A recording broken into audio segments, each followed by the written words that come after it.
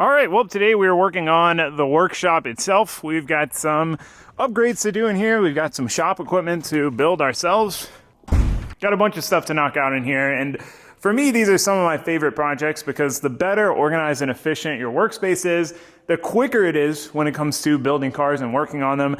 And also the easier it is to focus on that when you're not so distracted by clutter. And speaking of clutter, this place has just gotten more and more cluttered lately. We are kind of bursting at the seams with stuff, and that's a problem. So we need to take care of it. We need to build ourselves some more storage. We also need to build some shop equipment. There's some stuff I've been wanting to buy for a while, but it's hard to justify spending a bunch of money on it when I could build my own version of it for much cheaper and have the joy and satisfaction of building it myself. So that's what we're gonna do. First project is gonna be to build ourselves some alignment stands. So when you're aligning a car, you can't do it with the car up in the air and the suspension fully drooped like this, because as the suspension compresses, the alignment changes. It's dynamic. So you need the vehicle to be under its own weight. However, if you set the car on the ground, obviously, you can't really get to the suspension. I mean, you can sometimes, but it's difficult. So you need to be able to set the car under its own weight, but have it up high enough to where you can get in here and adjust the suspension. Up until now, we've been using these cinder blocks, which kind of sketchy. I mean, I picked one of them up one time and it just disintegrated. I don't like using them. They're heavy, they're obnoxious, they're unsightly, they're not great to store. All around, not the best option, just making do with what we had lying around. But now we have a ton of material and we're gonna build ourselves our own alignment stands. We've got a rough game plan of how we wanna do this, but we're gonna kind of figure it out as we go. So that being said, that's step one. That's the first project I wanna tackle and get out of the way because I've got a bunch of cars I need to align and it's kind of a pain to do it any other way. All right, guys, before we get too deep into today's video, I wanted to talk to you about today's video sponsor, Factor. So I have been using Factor for literally years now, and it has been one of the biggest game changers in my life. Prior to Factor, I was stuck in this loop where I would work late, so I wouldn't have much time. Most places are closed. The only thing open, the only options were just not good food, junk food, fast food. I'd get that, then I wouldn't feel great, so then I'd get a late start the next day, and then the cycle would continue. I'd work late to make up for it. My only options are fast food, or best case scenario, places are open and I get delivery and it costs $1 gajillion. There was just this loop that I was stuck in, and I would try to go to the grocery store and get all these ingredients, and then most of them would go to waste. I'd either forget they were there or just when the time came to cook, I was too tired from working all day. And I really thought there was no good way out of this. I thought I was kind of just stuck in this loop of not eating well and wasting a bunch of money. Until I found Factor. Factor delivers fresh, never frozen meals right to your door, and they are ready in 2 minutes. 2 minutes. There's nothing that I can make that I can have ready and faster than 2 minutes. It's absolutely absurd how quick it is. So it saves me a ton of time, saves me a ton of money on takeout, and the food is delicious, and it's real good quality food. I don't feel bad after eating it. I actually feel good after eating it, which gives me more energy, which means I can start earlier, which means I can use that time for something else because I'm saving it by eating Factor. I can be done in the shop, get inside, and in 2 minutes have a warm, delicious meal ready to go, ready to eat. So I can't say enough good things about it. Everyone I've recommended it to personally has loved it as well. It's just, it checks all the boxes. It really is such a game changer. So that being said, if you're interested in trying it out for yourself firsthand to see what you think, don't take my word for it, give it a shot. Go to factor75.com and use code TaylorJust50 to get 50% off your first Factor box. It's a good way to try it out and just see what you think. Again, I literally cannot recommend it enough. It has been amazing. So that being said, we don't have a lot of time. We need to get back to it. But real quick, I do want to say a huge thank you to Factor for not only sponsoring today's video, but being such a consistent long-term sponsor of the channel. Sponsors like them are the reason we're able to do what we do and have projects like the bus and take it on road trips and go to events and build race cars. Without them, we wouldn't be able to do what we do. So if you support us and you like what we're doing here, supporting the companies that support us goes a long way. So I appreciate you all supporting companies like Factor, and I'm glad that everyone that I know of that has tried it has really enjoyed it. So again, huge shout out to Factor. But that being said, we need to get back to work. Let's get to it. All right, so this is generally all like leftover stuff. Generally when I buy supplies for something, I think I bought this stuff originally to build these shelves. I'd buy a bunch of extra just to have it lying around. So I think we have enough here to do what we need to do. These are 72 inches, and we've got another one of these flat bars at 80. I think we've got enough to do at least the alignment stands. We might have to go get more material for the other project, but we're gonna start with these guys.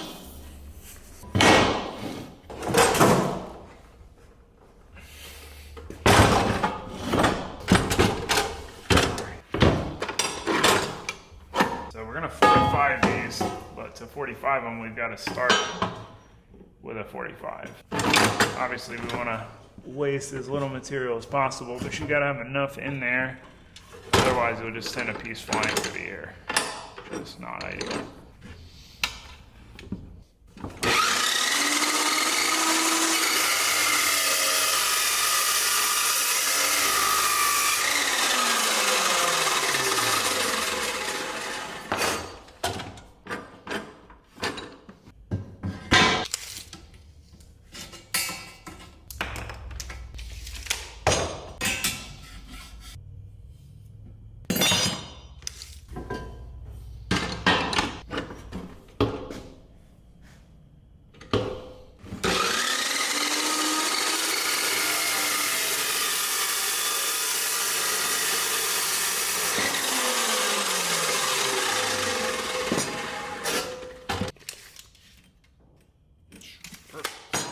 So once I had my starter cut done, I went to work on cutting the rest of this material. We have a lot of pieces to cut. That is the downside of making 4 things, is you've got to do 4 times the amount of cuts and pieces and welds and everything, really. So I noticed that with the back fence set at 45 degrees, it wasn't actually 45 degrees. The pieces didn't line up at a 90-degree square, so I had to tinker with the angle a little bit to get it right and get it where I wanted it. But after a few cuts, we had it pretty dialed.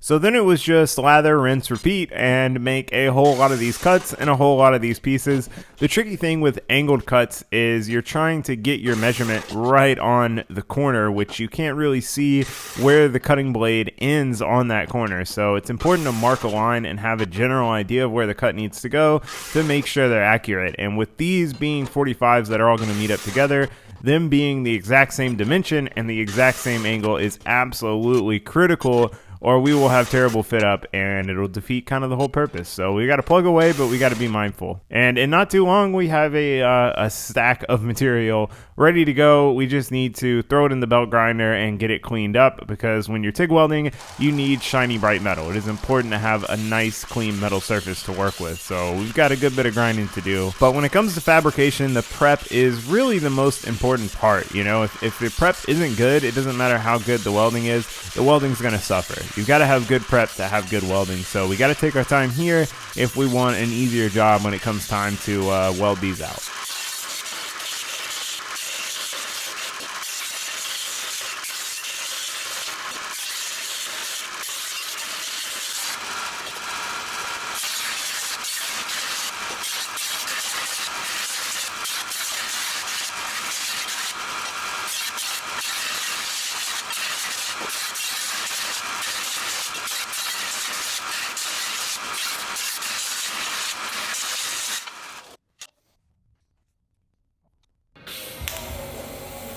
So I went ahead and started tacking my pieces together. Now this is where that fit up becomes very important and very apparent if you didn't do a good job on your dimensions and on your angles. And there's a couple of times where we're not going to have the best fit up, but for the most part, it's going pretty well. We're clamping them to the table to make sure that they stay square and they stay flat, so that when we tack them, they don't try to pull apart or get weird on us.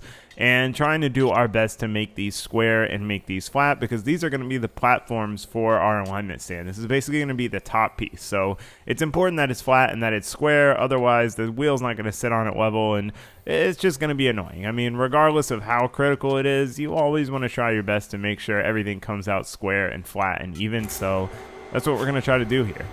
All right, well, we got all 4 frames tacked up, ready to go. For that many angled cuts, you know, our fit up is pretty good. We've got one with some pretty rough gaps. I think it's this middle one. Yeah, it opens up a bit there, but other than that, pretty solid gaps. Really happy with that. The difficulty with this saw is, you know, 45, we had to end up off 45 a bit to get an actual 45 cut. So anyway, pretty happy with how this is turning out so far. Got a rough game plan of how to move forward from here, but I want to go ahead and get these frames welded up first, and then we'll move on to the next steps. I could MIG weld this for sure. This is definitely a MIG welded project, but we're going to TIG weld it anyway, because why not? So we started welding these out, and my logic for TIG welding stuff like this when it's not absolutely necessary, because I mean this is mild steel, they're going to get painted, they're just an alignment stand. If there was anything that I didn't need to TIG weld, this is one of those projects. But my logic for doing it is the practice and the seat time. You know, I'm not a professional fabricator, I just fabricate my own stuff, so the more seat time I can get welding and TIG welding, the better. However, the downside to that is when you have a big project like this that requires a lot of welding, you start getting to the point where you're not really trying to progress and trying to learn and taking your time. You're just trying to get it done. You're not really learning all of that much. So it's definitely a fine balance, but my main reason for wanting to TIG weld these was just to keep the bead profile nice and small. You know, we're going to need to attach legs to these, and if we've got this big thick bead profile, we're going to have to grind most of that down, and it just looks nicer and cleaner and simpler with a TIG weld. So I decided to TIG weld them.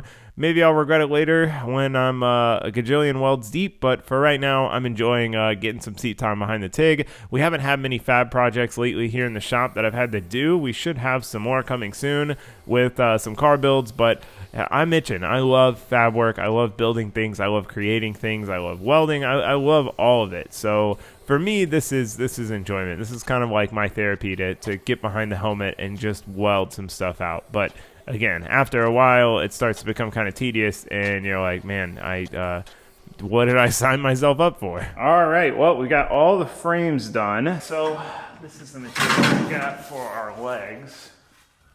We should have enough to do them at 12 inches because we have the same amount of materials we had the other stuff. We need 4 per, which is the same as the frame. So we just need something to go in between. Oh, I guess I could use this maybe. I'm so torn. It's 12 inches. We did, but at that height, it almost makes me want to splay them out. Decisions.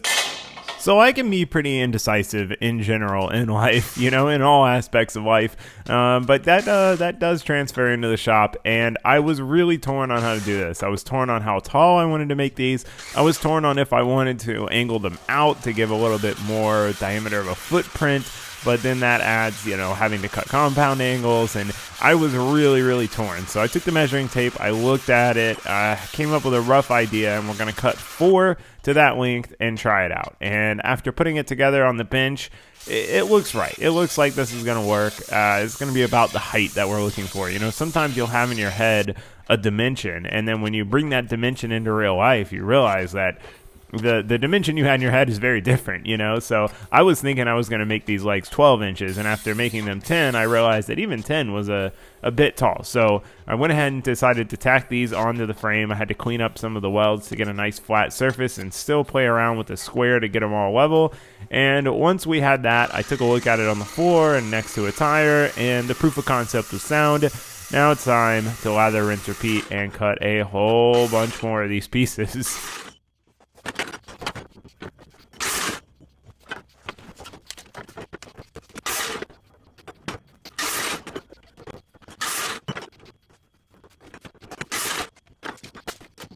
So fortunately, these pieces were a lot simpler than the top frame pieces because it's just a straight cut. We don't have to match angles and flip from one side to the other to get the angle on both sides correct, and it's a lot simpler to make a bunch of straight pieces than it is to make a bunch of angled pieces. So once I got my stack of square tubing cut, it was back to the belt grinder. Same thing as before.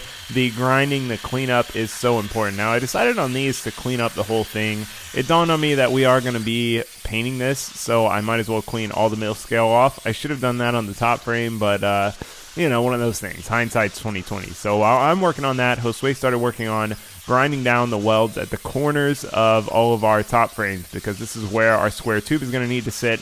And if it's sitting on a weld, it's going to rock and it's not going to have a bunch of structural support. So we basically need to flatten this out as best we can before we start adding and welding the legs on. So The next step is for me to tack all of these legs on. Now, these do not sit flush on here. They do not sit perfect because when you're grinding something with a hand grinder, it's never going to come out completely straight. So I've basically got to jimmy them around, put a tack on the inside, and then that gives me a little bit of leeway to square them up, and then put a tack on the outside, and then move on to the next one. So it's a bit of a tedious process, but if I get this step wrong, then it doesn't matter how good the welds are because this thing's going to rock and sit crooked, and the legs are all going to be all wonky, and we don't want any of that.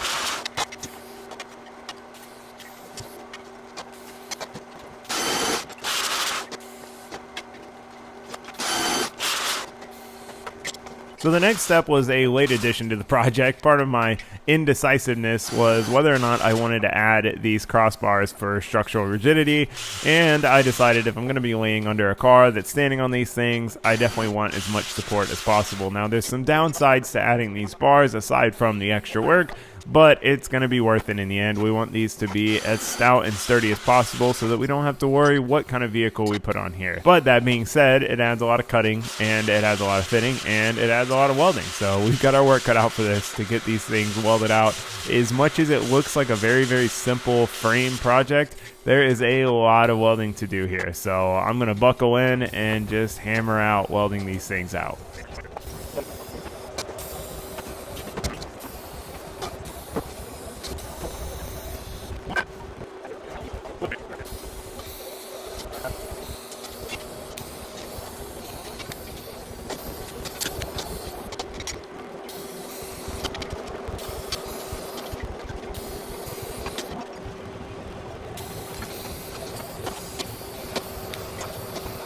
So while I was working on welding these out, Josue was working on some center braces to go in the middle. You know, right now we've got a big open hole that the tire is going to fall in. We need something in the middle to support the tire so it doesn't just fall into the hole. So when we are using these in certain scenarios, we're going to have the turn plates on there, which are going to act as essentially a top. But half of them aren't going to have that, so we need some sort of structure there. So he's working on getting those ground down and cut and fitted and cleaned up, and I'm still welding out these frames, and it's taken a while because every little step, every little crack and crevice you've got to reposition to weld in. So that's really what takes the most time, is just getting this thing in position for each little weld and going all the way around and trying not to miss any.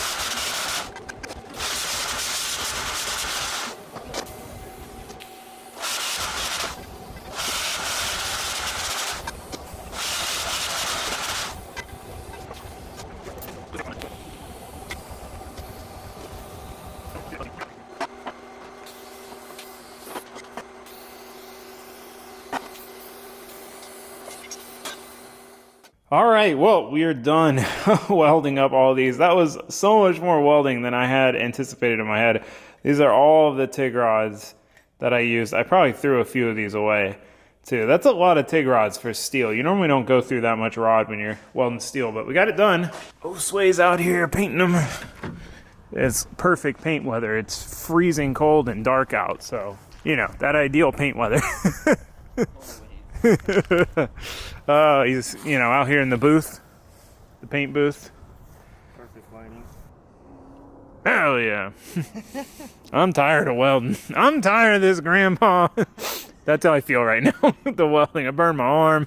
I went through like 10 tungstens. By the end, I was over it for sure. It's a good project, though. They're solid. That's a lot of welding. A lot of TIG welding. Whose idea was it to TIG weld this? Definitely not mine. This is definitely a MIG welded project, but we're going to TIG weld it anyway, because why not? No way I would have signed myself up to TIG weld all. I'm just kidding. Obviously, I did. You were here. But we'll pick this back up tomorrow. All right, well, the paint has dried on all of our alignment stands. Really happy with how these things have turned out so far. They are super sturdy and robust. I definitely trust these things to hold any of the cars that we're going to put on them.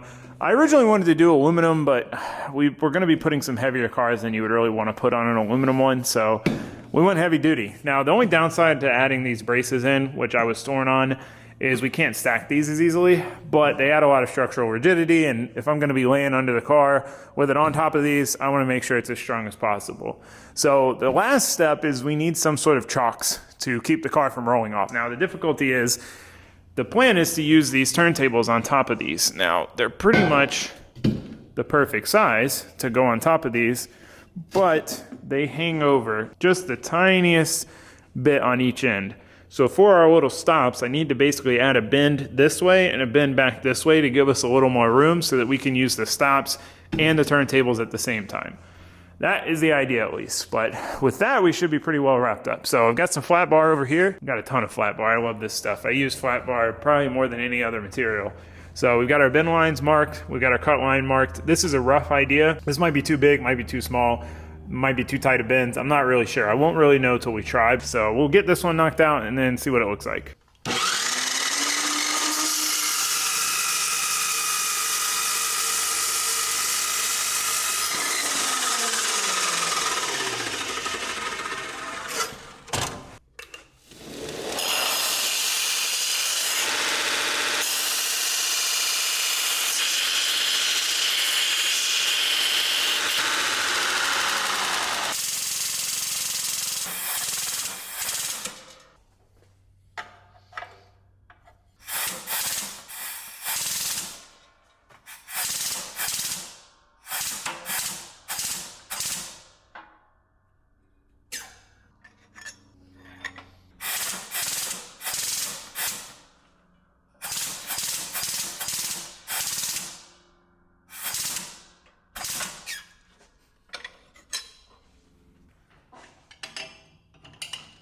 So after marking up the first one, it looked like my idea was going to work. It seemed to be a little bit too tall, so I took an inch off the overall length. But other than that, pretty much same bend line, same bend amount. It is going to be kind of tricky to match these bends because I don't have an exact way to determine the bend angle while I'm bending them, but we're going to do our best to try to get these matched up and bend them all the same amount. It's not critical if they're not bent the same amount. They're in separate places, but, you know, we'd like to make them all match if we can, right?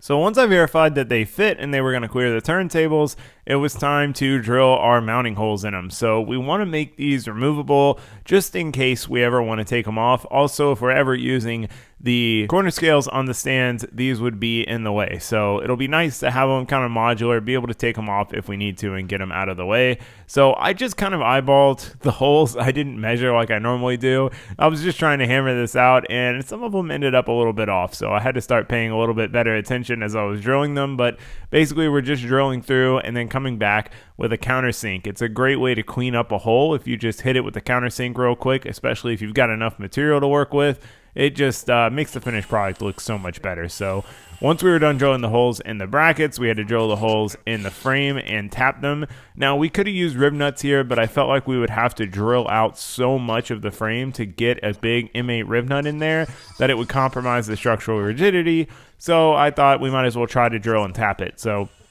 fortunately, the material was thick enough for tapping it to work, and it all went pretty much according to plan.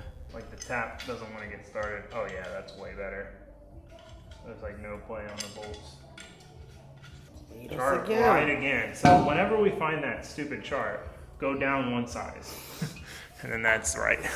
Boom, one done. All right, well, we had to add, or basically increase the bends on our stop pieces here because they were a little too close together. But this is the biggest tire we plan on putting on these things, which is the 315 off the vet, the Larry Hoovers. And it fits. It makes the stand look tiny. It like dwarfs the stand. Perfecto. Sick. Josue requested that we paint them red, and I agreed. Because I think that'll look really good. Like it's, everything in the shop is red and black, or red and white, or red and gray. It's red and something. Safety red. Yeah, so that way you know they're there. That too. But you know for sure they're there. Yeah. If you don't see red, then that's bad. Right. Yeah. Red means Also, I noticed that I missed a whole legs weld on this one, so I just MIG welded it real quick since it's already been painted, and then ground it down, MIG welded it, and repainted it. You can see the difference, though, in thickness between if I would have MIG welded this and TIG welding it. TIG weld is way less intrusive, a way smaller bead profile. So let that dry. While we're waiting on all these parts to dry, because of course we had to paint them, our next project is we're gonna make some more of these ramps. So I made these ramps 6 years ago. Funny enough, the reason I made these originally was to align my Corvette and use the turn plates that we're gonna use on these alignment stands. So these are still all right, but the rear ones got beat up, and then now they're with the bus because they worked good for loading cars in the bus. So I wanna make a new pair of these, a little bit longer, just a little bit better set of these. Because pretty much every single car we put on the lift is too low to just get on the lift. You have to drive it up on some ramps to get the lift arms under it. So we might as well build ourselves a nice set. I have these plastic ones, and these work well, but on this shop floor, they slide really easily. So if you go to drive up with the front and you hit the brakes, or you don't make it all the way up and you try to accelerate up, even just moderately slipping the clutch, it'll just shoot them right out from under you. Whereas the wood ones have a lot more grip on this surface. So the wood ones have lasted me. We might as well make some more. Yeah, that being said, we need to go to the store. We need to get wood. However, the Mega Cab has a pretty short 6.5 foot bed. The Fummins, however, has a nice 8 foot bed. And we're not gonna have this thing for much longer, so figured we would take it for another drive. Enjoy it some. The giveaway has ended, but it's still gonna be a week or so before the giveaway company picks the winner. But the giveaway is now closed. So that being said, we do have an upgrade to do before we take this thing to the store, and that is the batteries. We've got these Walmart Everstar batteries. I did just replace these, but they just do not work very well. From the jump, brand new, off the shelf, they suck. Let me show you. I had Walmart batteries in it a long time ago, but it seems their quality's gone down a bit. Let's see if it'll even start.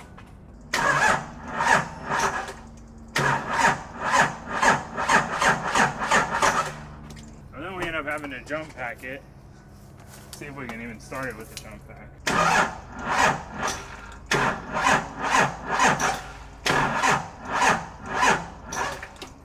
Worthless. So we have a battery upgrade for this thing. Same batteries that we put in everything that we actually care about. So we have an XS Power battery set up. So we've got an XS Power D6500, which is a full-on battery. But then we have, instead of a second battery, a supercapacitor. So what this does is it charges up with a high amount of electrical current. So then those high demand items, like starting the truck, starting a diesel truck. Why are you looking at me funny? So yeah, instead of doing two batteries, we don't really need the reserve capacity of a second battery. We really just need the starting oomph. And this has way more starting oomph than a second battery. Moral of the story. So this should be a really nice combo. This is what they recommended at XS Power, so this is what we're gonna do.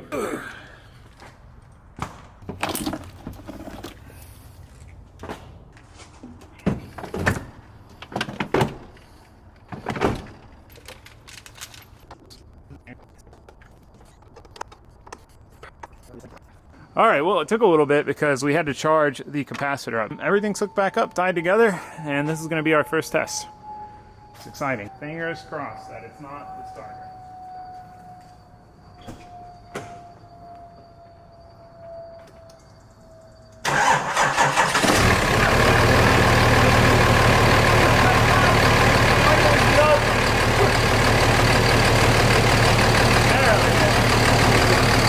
Dude, what a difference, because those brand new, fully charged, like, barely started the truck. All right, well, the Fummins is dialed now, battery-wise. Really, really happy with that upgrade. I love everything I've had XS Power batteries in. I have had phenomenal luck with them. You know, they don't die. If it has a battery drain and it completely drains them, they still charge right back up and work great. Phenomenal batteries. So, been meaning to do that for a while. So the Fummins is ready to go as far as going to the store, getting some supplies, but I can't help myself. The paint dried enough for me to put these together, and I'm ready to test them out. So I'm really excited about these. I'm loving the black and red combo. It came out really, really clean. So we're gonna try them out on the vet. Let's get to it.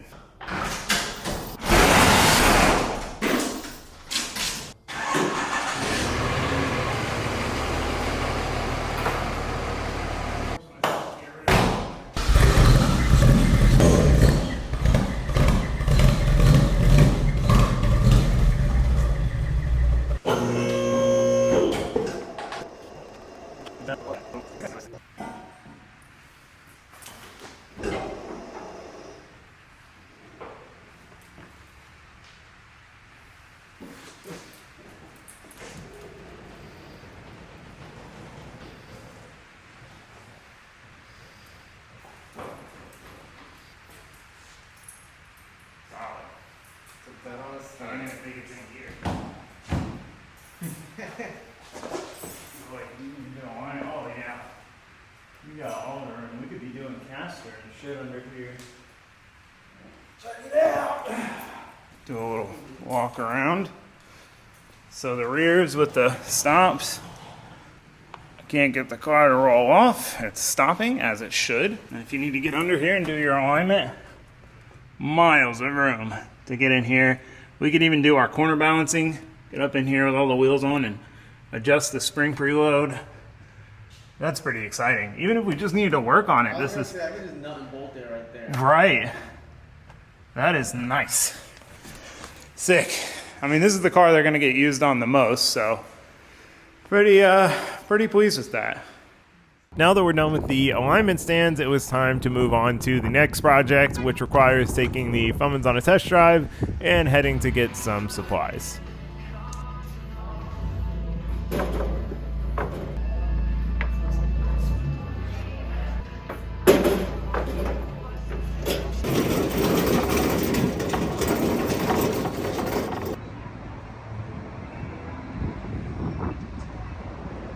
All right, well, we've got the wood for our shelves. We want to build another shelf up here. Now that we have R2, we can lift stuff up there, lift me up there, and I can put long-term storage stuff up there.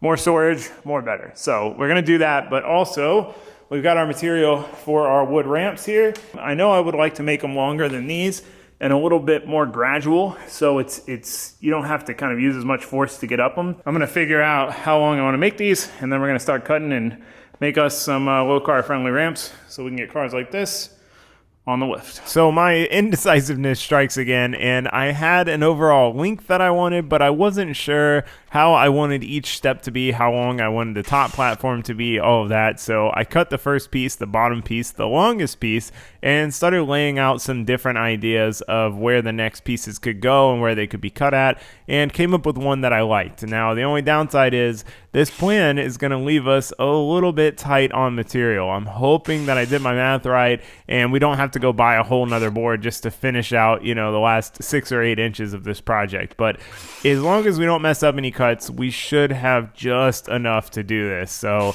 we start cutting, and once you get in the rhythm of things, it's pretty straightforward. It's pretty quick. That's the nice thing about working with wood compared to steel, is it's a lot easier and a lot quicker to cut. Now, I'm not normally fond of working with wood. I prefer to make things out of steel, but in the case of these ramps, they just really tend to work a lot better when you make them out of wood. And again, those ones that I've had for 6 years have been super durable, so might as well just repeat the process while changing some things up. So we get to the last ramp, and we're basically using the drop pieces from each of the first 3, and luckily, lo and behold, we have just enough to make the 4th ramp.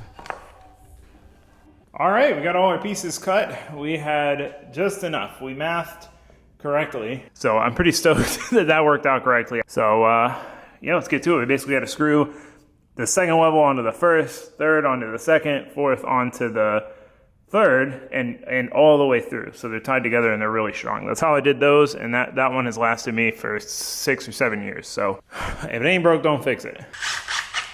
So I started screwing all of the pieces together, and the pattern is a little bit random, but basically each layer I'm going with a longer screw. So the second level attaches to the first level, but then the third level attaches to both, and the fourth level attaches to all 3. So you're basically screwing all the way through with each platform to try to keep them as strong as possible. Now, some of these screws were just a touch too long. I'm talking, an 1/8 inch too long. It's definitely a fine line when you're using 1-inch thick boards. So I had to go back and just grind the little tips off at the end on the backside so that they wouldn't slide around because they'd be sitting on the tips. So other than that, this was pretty smooth, pretty straightforward process. Just screw all the pieces in, get them lined up, and with that, the ramps are done and dusted. Ta-da! Smells like wood shop for sure in here. All right, all 4 ramps are done. Yeah, I guess let's try it out.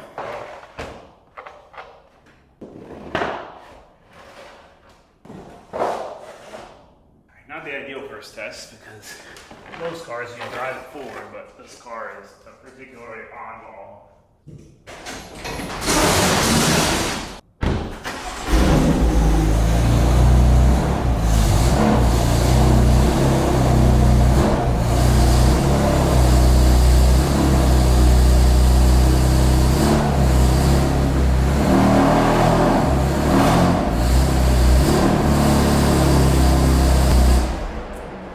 Okay, it's a little sketchy because it's kind of hanging off the back one, but they work. Mint. Probably just spun the back ones a little bit. That's the tricky thing. And with these plastic ramps, these are terrible about it. They have no grip. They just slide. So yeah, should be a big improvement for getting cars on and off the lift. See if I can get this thing back down.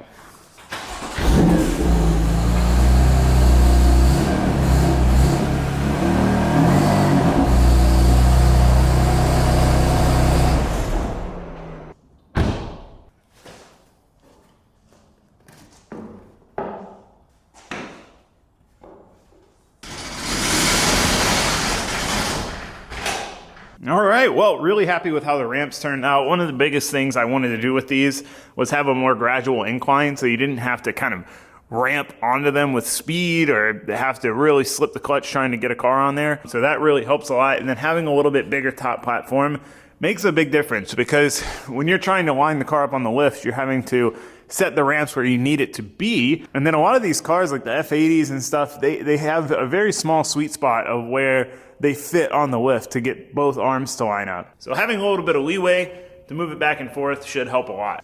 So that being said, that's done and dusted. Alignment stands are done and dusted. Really happy with how those turned out.